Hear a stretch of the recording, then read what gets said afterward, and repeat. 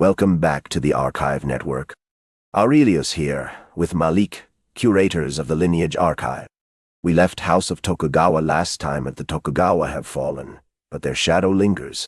Today, we pick up where we left off.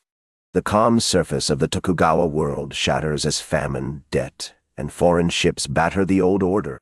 For centuries, the Shogunate stood as a bastion of stability, an unyielding fortress. But as the 19th century dawns, we start to see the cracks form. The echoes of dissent grow louder in the corridors of Edo Castle. We can almost hear the whispers of discontent brewing among the samurai and the common folk alike, signaling that change is coming whether they're ready for it or not. But, Aurelius, it wasn't just whispers of dissent. This was a society in real turmoil, a foundation crumbling under the weight of its own contradictions. Samurai, once the proud warriors of our land, found themselves pawning their cherished swords. It was heartbreaking to see them like that. The core of Tokugawa society was unraveling, and all around us, families struggled with debt and famine. People were losing not just their livelihoods but their sense of identity. The samurai's plight was emblematic of a much larger crisis. Their stipends, once a reliable source of income, dwindled under the weight of inflation and mounting governmental debts. We see this time and again hierarchies are built, but they often become suffocating.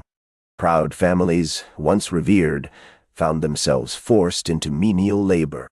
It's a stark contrast to their former lives, a dramatic fall from grace that no one could have anticipated. History has a way of flipping the script. But let's not forget the peasants. They truly were the backbone of Tokugawa society, yet they suffered the most. Famine is swept through the countryside, leaving devastation that shattered lives and families. Their desperation grew unbearable, igniting revolts that shook the foundations of the old social order. These uprisings were a clear sign that people could only endure so much pain. It was a moment when those voices, once silenced, began to demand change and recognition for their struggles. You're right, Malik.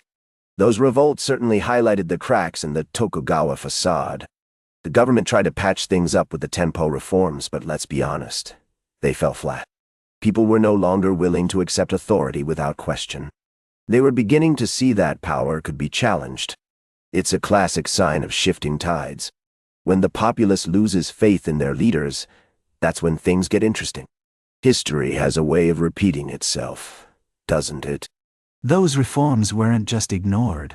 They faced active resistance. The shogunate's authority really started to falter, as people grew weary of their empty promises and constant unrest.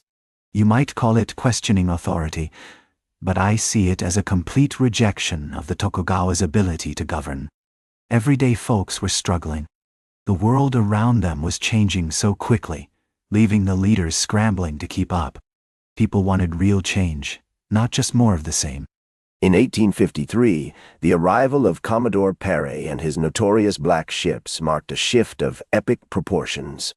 His demands were a wake-up call, forcing Japan to confront its long-standing isolation.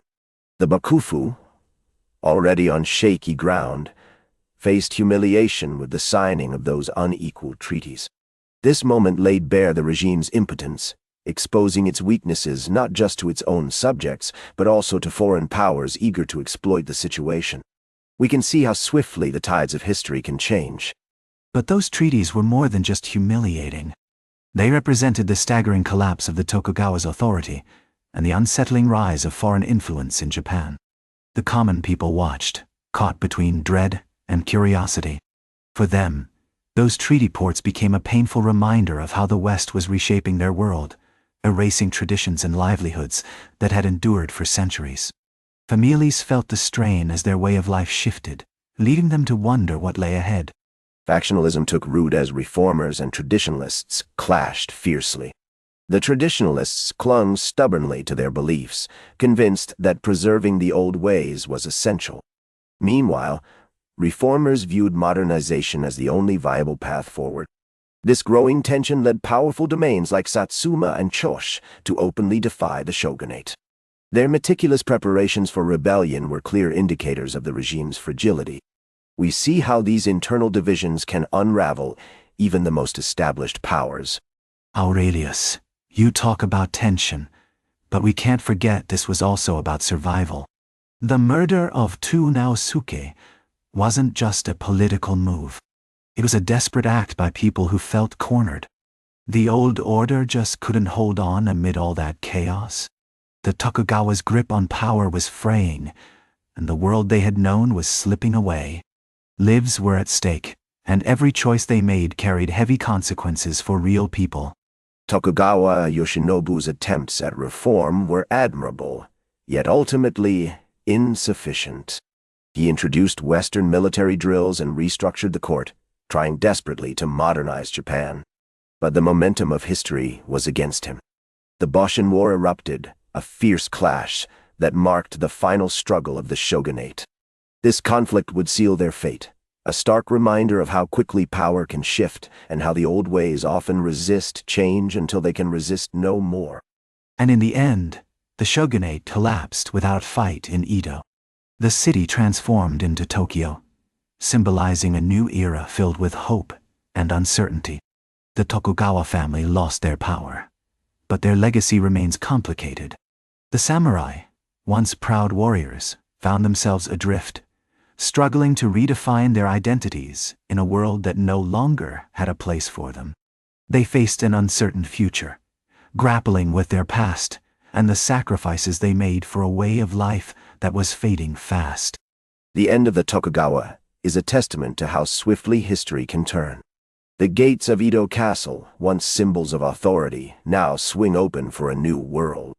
The age of the samurai is over, but the question lingers: what kind of nation will rise from its ashes? The shadow of the Tokugawa continues to loom large. That's where we leave it this time. House of Tokugawa continues. The story isn't finished yet. Find the full series on the Lineage archive, part of the Archive Network. We'll be back with the next chapter,